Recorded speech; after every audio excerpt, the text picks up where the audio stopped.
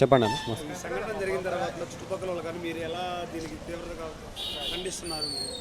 టీవర్గా అంటే ఇక టీవర్ అనే ఆలోచన కూడా లేదు ఇప్పుడు. ఇక రోడ్డు మీద వస్తే ఇగో నాకే చేతులు వణుకుతున్నాయి. ఎలాంటి మనుషులు ఈ ప్రపంచంలో ఇంత సొంత ఇండ్లలో వాళ్ళు ఇట్లాంటి వాళ్ళని కిరాయికి ఇవ్వడం ఎట్లనో, అది కిరాయికి ఇచ్చినోడు కిరాయి ఎవడు చేసిండో, కిరాయి ఎవడు చేయకుండా కానీ పక్క బిల్డింగ్ నుంచి దుమ్కి చేసిండో, లేదంటే ఓనరు ముంగడ చూస్తుంటూ కూడా పైకెక్కి చంపిండో, అది దేవుని తెలవాలి. ఎవరు సహకారాన్ని అంటే ఇప్పుడు ఓనర్ వాళ్ళు ఎవరు ఏం చెప్పలేరు. ఇట్లా అయింది వాళ్ళు ఇట్లా పోయారు అని ఎవ్వరు చెప్పలేరు. చూసినోడు కూడా చెప్పలేనంత ప్రపంచం అయిపోయింది ఈ రాజ్యం. ఇది ఎట్లా అయిపోయిందని అంటే చూస్తే పోలీసు వాళ్ళు టార్చర్ పెడతారు, ఇబ్బంది పెడతారు, నానా తిప్పలు పెడతారు. పోలీస్ స్టేషన్కి పోతే మా ఇజ్జత్ పోతుంది అని చాలామంది ఒకరికొకరు ఆలోచన చేయకుండా కానీ మనం వచ్చినామా, హైదరాబాద్లో బతికినామా, మేము పైసా సంపాదించుకున్నామా, ఊర్లో పొలం కట్టుకున్నామా, ఊరికి వెళ్ళిపోయినామా అన్నంత దారుణంగా ఈ హైదరాబాదు ఇట్లా అయిపోయిందన్నమాట. అది దానికి ఎట్లా చేయాలో ఎట్లా అనేది మన ప్రజల్లో మనము ఊగించుకొని ఇంటి పక్కన ఇంత సౌండ్ వస్తే తలుపు కొట్టి ఇట్లా సౌండ్ ఎందుకు వస్తుంది అని ఒక తలుపు తీసి చూసే అంత జనం అయితే ఈ ప్రపంచంలో లేరు, పట్టించుకోలేరు.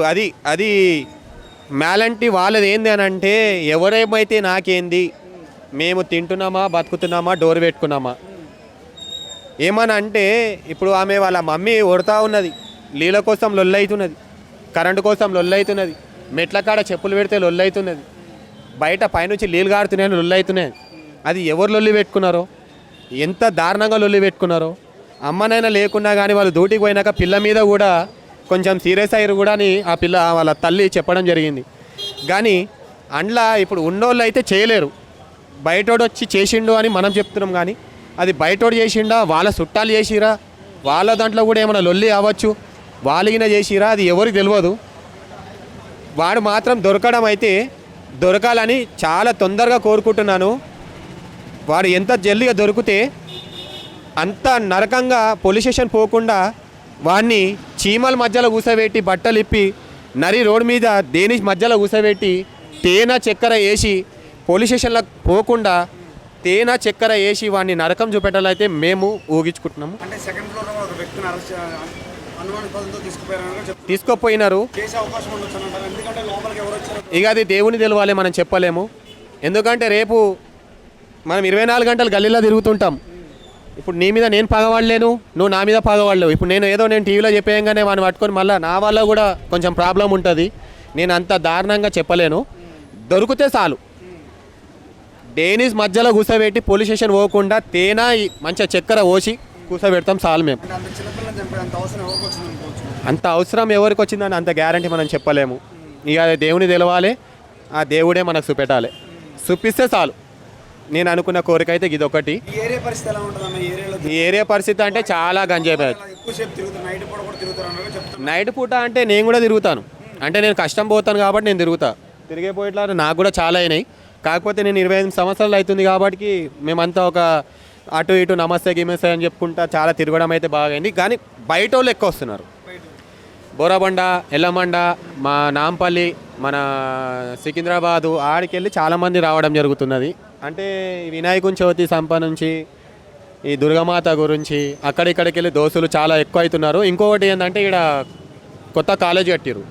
ఇంకా చాలా అంటే చాలా ఎక్కడెక్కడ దేశాల కాడికి వెళ్ళి చాలామంది వస్తున్నారు. దోస్తులను పరిచయం చేసుకొని ఈ దోస్తు రాకపోవడం వల్ల ఆ దోస్తుల గ్యాంగ్ వచ్చి అర్ధరాత్రి 11 నుంచి 12 గంటల వరకు తిరగడం జరుగుతున్నది. ఏమనంటే చీటింగ్ మాటికి ఇప్పుడు కుకట్పల్లి దాంట్లోనే ఎంత లేడీస్ హాస్టల్ ఎక్కువ అయినాయో అంత దారుణంగా అయ్యారు చిల్లర పొరలు. ఒకరి కోసం ఎంత కొట్టుకోవడం, ఒక ఆడపిల్ల కోసం నాలవన్ను గెలుకున్నావు అని చెప్పేసి కొట్టుకోవడం కూడా చాలా విచిత్రంగా అవుతున్నాయి. కానీ ఇప్పుడు బస్ స్టాప్లో పోలీసులను పెట్టి కూడా ఏం లాభం లేదు. ఆడ ఇప్పుడు ఒక పోలీస్ స్టేషన్లో ఆమె కోసం ఒక కానిస్టేబుల్ పెట్టిరు, లేడీస్ కానిస్టేబుల్ పెట్టిరు, మగ కానిస్టేబుల్ పెట్టిరు. అది రైట్, పోలీసు వాళ్ళకి ఆన్సర్ చేయాలి. కానీ 100 మంది ఒక అమ్మాయి కోసము ఒకరిని పట్టుకొని 20-30 మంది కొడితే వాడు బతుకుతాడా? అసలు మమ్మీ డాడీ తప్పు. ఒక అమ్మాయికి ఫోన్ ఇచ్చడం, ఈ మధ్యలో చాలా స్టోరీ పెద్దగా అయిపోతుంది. చున్నేసుకోకపోవడం, చున్నేసుకోకపోవడం, ఫ్యాషన్గా టైట్లా అన్నీ వేసుకోవడం. కేవలం వాళ్ళ తప్పేనంటారా? అమ్మ డాడీ వాళ్ళ తప్పులాడ, వీళ్ళు చేయండి ఇక్కడ తప్పు రాదు. ఇంకోటి హౌసింగ్ బోర్డులో ఒక ఐటెం మొత్తం అడ్డా అయిపోయింది. మరి పోలీసులు ఏం చేస్తున్నారు? దగ్గర 20-30 మంది ఆడవాళ్ళు ఉంటారు పక్కన. ఇప్పుడు నేను ఊరికి పోతా నా ఫ్యామిలీని తీసుకొని హౌసింగ్ బోర్డు నుంచి నేను ఇప్పుడు పోవాలి. ఏడికి పోవాలి? సికింద్రాబాద్ పోవాలి. ఇప్పుడు నా భార్యను తీసుకోపోయి నా పిల్లల్ని తీసుకోపోయి ఆడ నుంచి ఉంటే వాడు డైరెక్ట్ వచ్చి ఎంత అని అడుగుతున్నాడు. ఇదేం ప్రభుత్వం? హౌసింగ్ బోర్డులో అంత పెద్ద కాంగ్రెస్, టీఆర్ఎస్ వాళ్ళందరూ అంత పెద్ద ప్రభుత్వం ఉన్నది. కరెక్ట్గా 6 గంటలకు వచ్చి కూర్చుంటారు అమ్మాయిలు, ఆంటీలు, పోరీలు అంతమంది ఆగుతున్నారు. కానీ ఎవరు ఏమన్నారు? అదొకటి హౌసింగ్ బోర్డు పక్కన అది ఏమో అంటారు, అది ఏం షాపింగ్ మాల్ అది? హౌసింగ్ బోర్డు బస్ స్టాప్ పక్కన అది ఏదో షాపింగ్ మాల్ ఉంది. ఆ షాపింగ్ మాల్లో డైరెక్ట్ వాళ్ళ ఆఫీస్లో వాళ్ళు 500-600 కిరాయి తీసుకుంటారంట. ఓన్లీ డైరెక్ట్ వాచ్మెనే అనిపిస్తున్నాడు. ఇప్పుడు హౌసింగ్ బోర్డులో పోయి నేను ఒక సికింద్రాబాద్కి ఎక్కాలి అని అంటే ఇప్పుడు ఎంతేందుకు హౌసింగ్ బోర్డు కాదు, ఇప్పుడు కుకట్పల్లి కూడా దాటింది. మీరు కావాలంటే అర్ధరాత్రి 11 గంటలకు రండి, నేను మాట్లాడిపిస్తాను. అరే ఒక రాత్రి కానీ అర్ధరాత్రి కానీ అర్జెంటుగా ఒక ఫ్యామిలీని తీసుకొని బయటికి పోవాలంటే రోడ్డు మీద బస్ స్టాప్లోనే వాళ్ళు కూడా బస్సు ఎక్కుతురేమో అని వాళ్ళ పక్కన నేను నుంచుంటే వేరేడు వచ్చి ఎంత అని మా భార్యను అడిగితే మేము ఏం చేయాలి? పోలీసులు నైట్ పెట్రోలింగ్ అని తిరుగుతాం. నేను పిచ్చి కుక్కను కొట్టిన హౌసింగ్ బోర్డులో మా ఓనర్ వాళ్ళ భార్యని బస్సు ఎక్కిపిస్తుంటే వాడు డైరెక్ట్ వచ్చి మా ఓనర్కి అడిగితే నేను పిచ్చి కుక్కను కొడుతుంటే నన్ను పోలీసులు కొట్టి నాకు పిఎస్ తీసుకొని వచ్చారు. ఎందుకు కొట్టినావు, నువ్వు ఎవరిని ఎందుకు కొట్టనీకు అంత హక్కు అని అంటే మా ఓనర్కి ఏమైనా చేయని నేను కాళ్ళు చేతులు కట్టుకొని కూర్చో వాళ్ళ. ఫస్ట్ ఆఫ్ ఆల్ కుకట్పల్లిలో ఈ ఐటమ్ అనే అడ్డ తీపియాలి. హౌసింగ్ బోర్డు నుంచి కుకట్పల్లి వారికి బీజేపీ దాకా దాటింది, రేపు ఈ గల్లీ వారికి దాటుతుంది. ఫస్ట్ ఆఫ్ ఆల్ అది తీపియాలి. అది తీపిస్తే ప్రపంచం ఈ గల్లీ అనేది బాగుపడుతుంది. సిసి కెమెరాలు ఉన్నాయి పెట్టినప్పుడు తీసేసిరు చాలామంది తీసేసిరు. ఇప్పుడు ఎవరు అని అంటే మనం గ్యారంటీ చూడలేం కదా. ఇప్పుడు పెట్టించిండు మాధవరం కృష్ణారావు ఎమ్మెల్యే గారు దగ్గర ఎన్ని పెట్టించిండో నాకు అంత లెక్క రావు, కానీ నాకు చదువు రాదు కాబట్టి నేను ఏమంటున్నాను అంటే పెట్టించిరు. కానీ ఇది ఎందుకు కెమెరాలు ఇడగొట్టేదాకా బస్సులో ఉండేటోడే అరే నీ అమ్మ నా బండి పెడితే ఇట్లా లొల్లు అవుతాయి అని చెప్పి ఇంటోళ్ళు తీసిరు, బయటోళ్ళు తీసిరు, అది ఎవరికైతే తెలియదు. అర్ధరాత్రి తీసిరు. ఎన్ని కెమెరాలు ఉండేది సార్? ఇది మన 9 సంవత్సరాల కింద గల్లీకి 2 కెమెరాలు ఉండే. ఇప్పుడు ఆ స్తంభానికి కెమెరా వెళ్ళాడుతుంది ఆ మెడికల్ షాప్ కాడ. పోయినసారి ఆ డాక్టర్ని ఎత్తుకుపోయి అయితే సిడ్ల దంపిరు. ఆయన ఏం పాపం చేసిండు? మంచిగా ట్రీట్మెంట్ చేసిండు, మంచిగా తీసుకున్నాడు. పైసలు ఎక్కువ తీసుకున్నాడు కానీ నీకు జ్వరం తగ్గింది కదా. ఆయన తీసుకోపోయినా కూడా తెలియదు ఆ కెమెరాలు ఇరగొట్ట కాడికెళ్ళి. ఇది ఇప్పటికే దగ్గర 7వ కేసు. ఇది